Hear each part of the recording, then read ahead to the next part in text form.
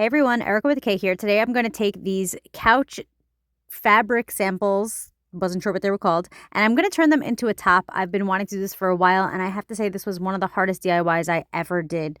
This is not sponsored by the couch company. I actually did not go with them to buy the couch. I went with a different company, and I had these swatches, and so I decided to use them. So first I'm going to go and take off the backing of all these. It's just like a little sticker that's on the back, not a big deal. And like I said, this was one of the hardest DIYs I ever did because this material is so thick and some of the swatches were like coming apart as I was sewing them. So it just was like a not that easy. And I also like wasn't really sure what I was going to do. So then I don't know if you guys remember my video of upcycling my actual couch cover, and I made like dresses and a little fairy hood and a fairy cape and all these things. Well, this was the part on the couch that was like super ripped that my dog like totally ripped up. I actually already threw it through the wash, so what you're seeing is like a clean version of it.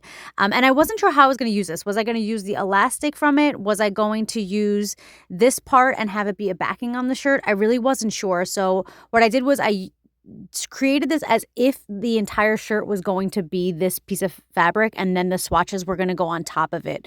So I wound up sewing this to do that, and I realized that this material is super stretchy and the swatches were not. And so if the shirt was stretching and the swatches were not stretching, was it going to be gaping holes? Was it going to pull? Was it going to break? I wasn't sure what was going to happen, and I wasn't sure what to do with it. So I wound up not using this piece originally, but since it's the only thing that I actually filmed sewing, of course, because I just had a nightmare sewing the actual swatches, I wanted to leave this in the video so that you can see that I actually was sewing and trying. But we do come back to this at the end. So this is the first concept, and I have the swatches laid out where I want them. And I don't know if you could see, or you could see it here, the couch that I just sewed, the actual cushion, the backing is underneath it. And I still have the option of this elastic, which is also from the couch. This is the part that would like hug the actual couch cushions. Okay, so now here we are. This took me 2 days to sew. This is not a joke. And I had black thread, and that's what I used, and I didn't switch it out. So you can definitely see the thread through it, but I thought that that was kind of cute. So at this point is when I realized we're not going to use this couch cushion as a backer, because like I had said earlier, I was concerned about the actual stretching of the couch cover versus the couch swatches. Sorry that I used all couch material for this because I know it's very confusing. So now I'm going to sew this by hand. This is part of the what is it called? Elastic. So this is the elastic that would go under and hug. I cut out a piece that would be snug on my body, but not too tight, but also it's elastic, so it stretches. And so basically the shirt is just the swatches at this point. So the front is just the swatches. There's 2 rows, not complete because I didn't have enough swatches. And then on the top row, I went in with the elastic, and I'm just going to sew it on, and that's what you're going to see here. I did this by hand because, as I had said, sewing these swatches was a nightmare, way harder than I thought. And they're thick, and so is this piece of elastic with the fabric. And so I knew there's no way my machine's going to make it. I have an old machine. I don't even know if that's like a traditional thing that you sew with. I'm so new to sewing with the sewing machine that I have no idea like what is typical and what's not.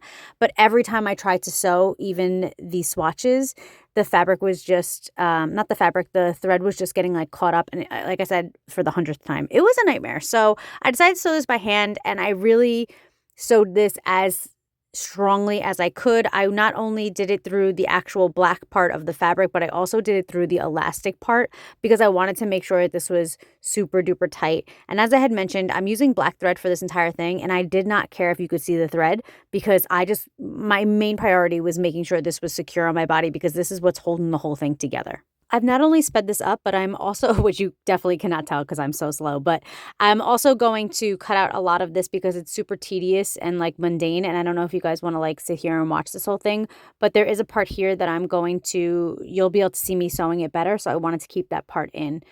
So I really did a poor job of filming, but I do want to explain what happened next. So once I got this side secure and I was confident with it, I made sure that the actual elastic part was on the inside of the swatch and not on the outside because I just think it looks better, even though I could care less about the seams and everything like that. It's very clear.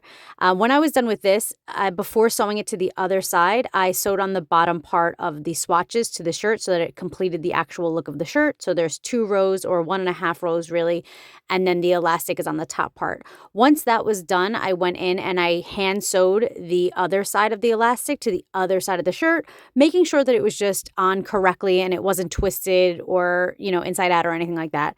And I sewed it on. When I was done with that, I was done with the shirt, or so I thought, and stay tuned because I want to show you what it looked like after. So this is my first try on at home. My husband's feet are in the video like they always are, and he's playing Call of Duty as per usual.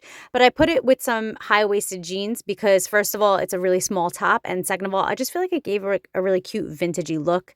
And so this is what it looked like. I do think because I am a flatty, it's way easier to put clothes together. The fabric of this was difficult, but like putting clothes together when you don't have boobs is way easier than when you do have boobs because it's just flat. And so that's a benefit for me of getting a prophylactic bilateral mastectomy because I was high risk for breast cancer. Okay, so this is what it looks like. Take 1. This is me switching up the lighting because I feel like you just couldn't get the full effect of the vintagey feel of it, and I don't think that this lighting helped, so we're going to cut this clip short.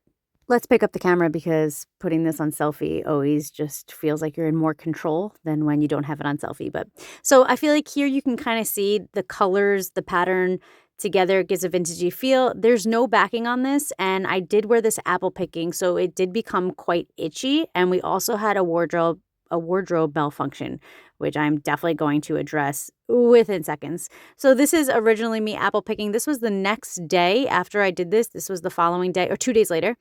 And I just thought, like, such a cute look. I got so many compliments from the lady when I walked in, from some lady who came up to me and told me that she loved my outfit.